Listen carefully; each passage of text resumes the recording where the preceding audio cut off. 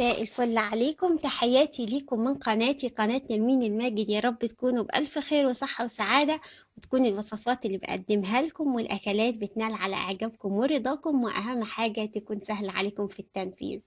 النهاردة بقى صباحكم عسل، عسل أبيض كده.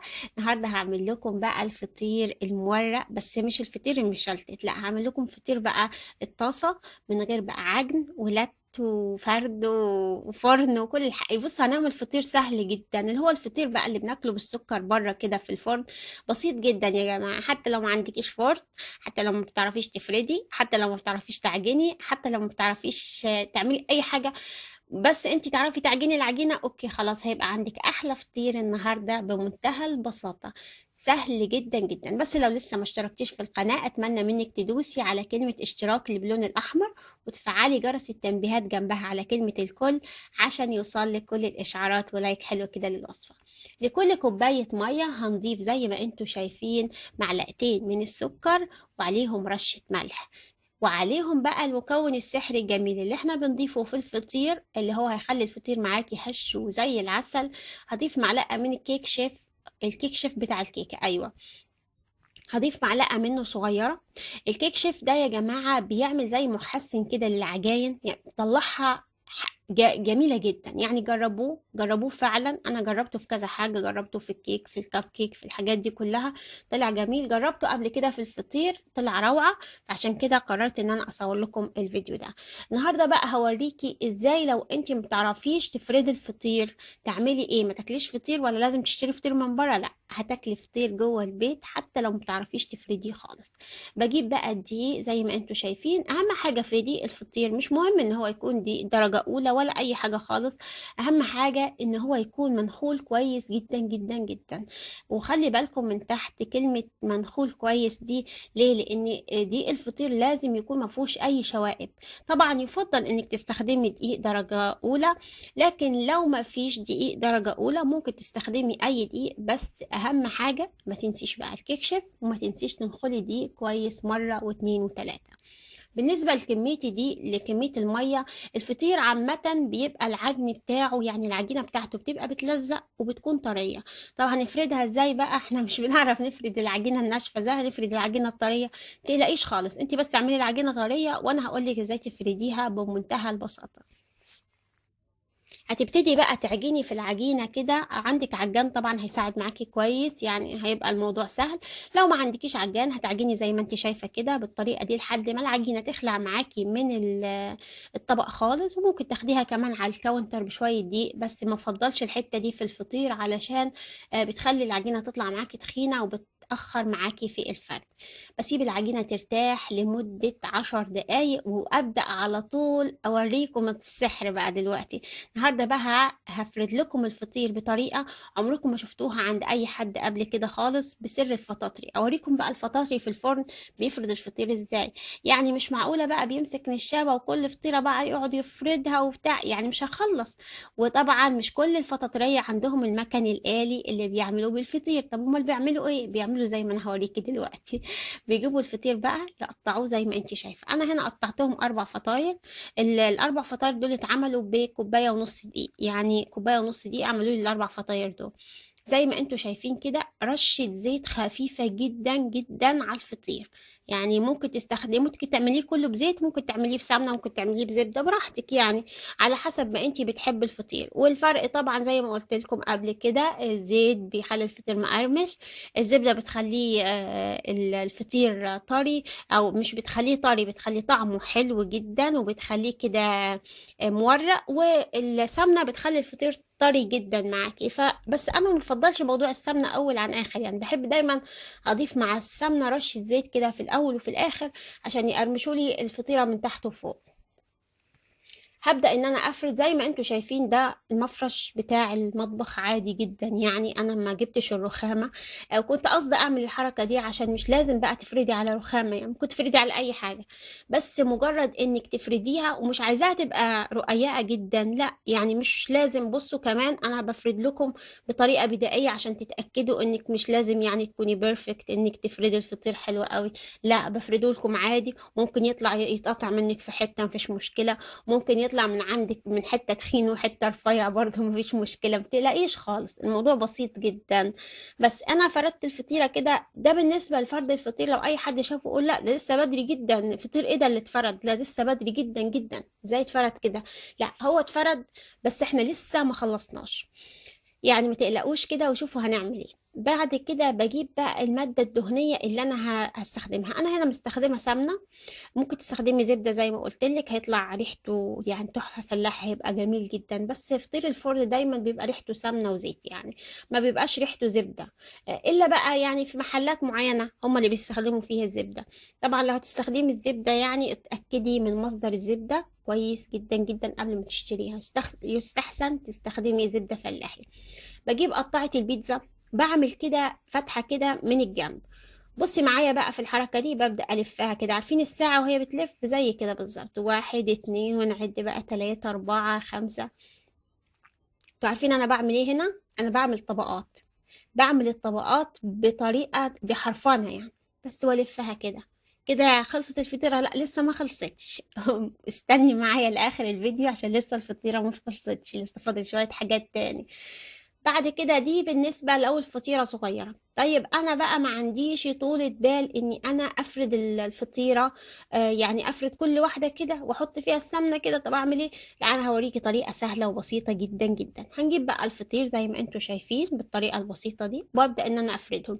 طبعا كل ما بتقطعيهم صغير كل ما هيبقوا أحلى، يعني على عكس الفطير المشلتت اللي أنا قلت لكم قبل كده تقطعوه كبير. بعد كده بتجيبي بقى السمنة وبتدهنيها وبتعملي طبقات زي ما انتوا شايفين. بس مش هينفع الحركة اللي انت شفتيها في الأول، لسه في حركة تانية هي اللي هتنفع معاكي في الطريقة دي. بصوا الفطير عشان مرتاح بيفرد معايا حلو جدا. انا ممكن افرده يعني قد كده مرتين، بس انا قصدي اعمله كده علشان الناس اللي متعرفش تفرد الفطير، او الناس اللي بتقول احنا ما بنعرفش نفرد الفطير.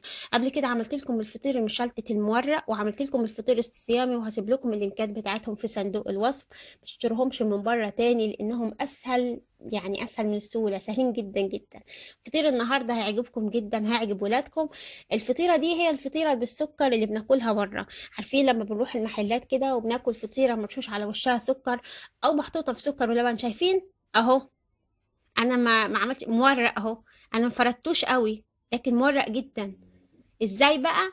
هو ده السر، ان انا لما فردت الفطير على بعضه وضفت المادة الدهنية في النص، الدقيق جرى معايا، او الفطيرة جرت معايا. شايفين بتفرد معايا بمنتهى البساطة. لسه بقى هوريكم دلوقتي هنعمل ايه. انا هدهن على اخر بقى كل طبقه من الطبقات انا دهنت سمنه او زبده او زيت على حسب ما انتوا حابين، وهبدا ان انا اوزع في اخر طبقه بالشكل اللي انتوا شايفينه كده. قطع السمنه دي ما تقلقوش، لان هي طبعا انا قصدي ان هي ما تكونش السمنه سايحه، لاني انا حابه اني انا اعمل حاجه جديده هوريها لكم دلوقتي. لو بتتابعوا الوصفة ولسه ما ضفتوش لايك حلوة كده للوصفة عشان الوصفة تكبر بيكم. وأتمنى بقى لو لسه ما اشتركتوش في القناة تدوسوا على كلمة اشتراك اللي باللون الأحمر، وتفعلوا الجرس جنبها على كلمة الكل. هنيجي دلوقتي نجيب القطاعة بتاعت البيتزا أو سكينة، أقطعهم رولات بالشكل ده. ولو انتوا فاكرين احنا اللفة دي لفيناها في حاجة اسمها السينابو، والسينابو عجبكم جدا جدا، هسيب لكم اللينك بتاعه في صندوق الوصف. هي دي اللفة اللي أنا بلفها، وهي دي اللفة اللي بيلفوها في الفطاير في الفرن. يعني مثلا بيجيبوا كل 4 فطاير يطلعوا منهم 6 فطاير زي كده. يعني الموضوع بيبقى اقتصادي جدا وحلو قوي، بيبقى سهل يعني، مش محتاج بقى انك انت تبقي بروفيشنال بقى في الرق والفرد عشان تعملي فطير. لا الموضوع بسيط، انت ممكن تعملي فطير حتى لو متعرفيش اصلا تعجني. مجرد انك تبدأي تعجني فيهم كده لحد ما ان شاء الله يقعدوا معاكي ساعة، مش مشكلة، بس تطلعي حاجة حلوة. وإن شاء الله مش هيقعدوا معاكي خالص. بسيب الفطير يرتاح جوه التلاجة، وما تستغربوش من الكلام اللي أنا بقوله لكم النهاردة. يعني أنا قلت لكم نسيب الفطير جوه التلاجة، نسيبه جوه التلاجة يرتاح فترة. أول حاجة عشان السمنة تجمد معايا جوه، تاني حاجة عشان العجينة لما أجي أفردها تورق. أنا محتاجة العجينة تورق. بصوا أنا ما فردتش من الشبه، أنا شغلي كله النهاردة بإيدي وداعا بقى، لأن الشبه يعني بصوا فردة كده خفيفة يعني، علشان اسويها بس من فوق. لو انتوا مش عايزين تستخدموها ما تستخدموهاش، مفيش مشكله. ببدا ان انا اعملهم زي ما انتوا شايفين كده، واجيب طاسه تيفال تكون عندي تقريبا نفس حجم الفطير او اكبر شويه، يعني ما تكونش اصغر عشان تطلع معايا الفطيره مفروده وحلوه. زي ما انتوا شايفين كده. يعني افرد اسوي اول واحده انا عملتها، اول واحده هي اللي اسويها في الاول. فاهميني ان احنا هنفردهم كلهم على الكاونتر او على الرخامه، وبعد كده بجيب الفطيره شايفين بحطها على الطاسه التيفال بالشكل اللي انتوا شايفينه كده. بصوا بهدي النار تحتها خالص خالص، يعني كأن النار كده زي الشمعة، بس أهم حاجة الطاسة تكون سخنة، يعني الطاسة تكون سخنة مدهونة شوية زيت. بهدي النار تحتها خالص، وببدأ هوريكم دلوقتي هنعمل ايه. محركش الطاسة في الأول، يعني محركش الطاسة أول دقيقة، أسيب الطاسة كده بحيث تحتفظ بحرارتها، وبحيث إن طبقات الورق بقى اللي جوه الفطير تفرد. ما تقلقوش، ما تقولوش الفطير مش مورق، الفطير مورق، أوريكم بعينكم دلوقتي. الطريقة سهلة وبسيطة جدا جدا. ممكن كمان أنا عملت مقدارين، يعني أنا عملت مقدار منهم سويته على الطاسة هوريكم النتيجة، وعملت مقدار تاني سويته في الفرن. يعني ممكن ترصوهم كده في صاجة وتدخلوهم الفرن، هيطلعوا معاكم حلوين جدا برضو ومورقين وزي الفل. بالطريقة اللي انتوا شايفينها كده هبدأ ان انا ابدأ اقلبها. هتاخد لون من تحت كده خفيف، برضو استنى عليها لحد بقى ما تاخد لون برضو خفيف. افضل اقلب يمين، يعني اقلب فيها على الوش والظهر، افضل اقلبها طالما اخدت شكل زي كده لحد ما اتاكد مليون في المية ان هي استوت. بس لازم الفطيرة تنفخ معايا، لازم الفطيرة تنفخ معايا عشان اطلعها من الطاسة. شايفين ده بقى الوش اللي انا قلبته الناحية التانية، هتلاقوها بدأت ان هي تفرد من بعضها او بدأت تورق او تعمل كده من بعضها. بصوا الفطيرة، بصوا عملت ازاي، بدأت ان هي تورق معايا. هبدأ دلوقتي ان انا اقلبها على الناحية التانية واوريكم شكلها. يعني بتاع الطاسة ممكن بيطلع ملسوع سنة يعني عن بتاع الفرن، بتاع الفرن بيطلع فاتح قوي. ليه؟ لان الطاسة طبعا بتكون نار مباشرة، بس انا بحب الفطير بتاع الطاسة اكتر من بتاع الفرن. انا شخصيا بحب ان انا اسويه في الطاسه اكتر ما ان انا اسويه في الفرن. هو بياخد وقت زياده، لكن بيطلع نتيجه ممتازه، ممتازه جدا كمان بالطريقه اللي انتوا شايفينها كده. شايفين الفطيره تحفه تحفه تحفه بجد روعه. وهوريها لكم دلوقتي بعد ما اقدمها في طبق التقديم، هوريكم قد ايه مورقه وحلوه. شايفين شكلها وهمي، وورقت من جوه والسمنه ساحت بقى جوه وعملت هيصه يعني. تحفه تحفه بجد. انا كده طلعت الفطيره زي ما انتوا شايفين، جميله جدا جدا. شايفين انا برضو بحب احمصها يعني. في ناس بتحب تاكل الفطير زي كده يبقى وشه مقرمش جدا ومحمص، في ناس بتحب الفطير طري. لو انت بتحبيه طري طلعيه في المرحله دي. شايفين بقى السمنه من جوه بقى بتغلي لان سخنت قوي، والفطيره شكلها وهمي وهمي وهمي. بصوا بقى بدات بقى تنفخ خلاص. هي بتنفخ امتى؟ لما تبتدي تقرمش. يعني لو انت ما بتحبيش الفطير بتحبي الفطير مقرمش، سيبيها تنفخ معاكي بالشكل ده. لا انت بتحبي الفطير طري، تطلعيها قبل ما تنفخ بالنفخه دي، لان النفخه دي معناها ان الفطيره من جوه استوت خالص وابتدى الوش من فوق يقرمش معايا. باجيب بقى الطبق التقديم واطلع فيه بقى. عامله لكم هنا النهارده يعني اكله حلوه خطيره. عسل ابيض بقى وجبنه قديمه اللي انا عاملاها لكم في القناه، سيب لكم اللينك بتاعها في صندوق الوصف.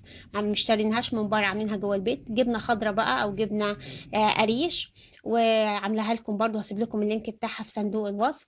وبقى الفطير الجميل الرهيب ده سخن جدا، بس انا ان شاء الله هغامر واقطع دلوقتي وهوريكم شكله ايه من جوه. وهمي وهمي وهمي مع العسل الاسود طبعا، حاجه تحفه تحفه. انتوا ممكن تاكلوها مع الاكله دي، حلوه جدا جدا يعني، هتعجبكم قوي قوي. نقطع بقى. شايفين بصراحه شكله تحفه يعني، حاجه جميله جدا. شايفين مورق ازاي؟ تحفه تحفه تحفه. وخفيف جدا، كاني انا فرداه في كاني انا مثلا بعرف افرد فطير ليا 100 سنه، مع ان الموضوع بسيط جدا. انا ما فردتش يعتبر فطير، لكن شايفين مورق من جوه حلو جدا، مقرمش من بره، شكله حلو جدا جدا.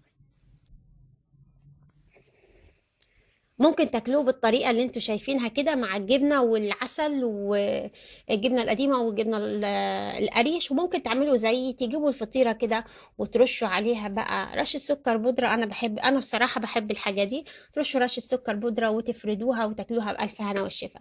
كده بقى خلاص خلصت وصفتنا. لو عجبتكم الوصفة ما تنسوش بقى تشتركوا، تدوسوا على كلمة اشتراك اللي باللون الأحمر، هيظهر جنبها جرس تنبيهات، تختاروا كلمة الكل، لايك حلو كده الوصفة. ما تنسوش بقى اللايك، كل اللي عجبته الوصفة يعمل لايك.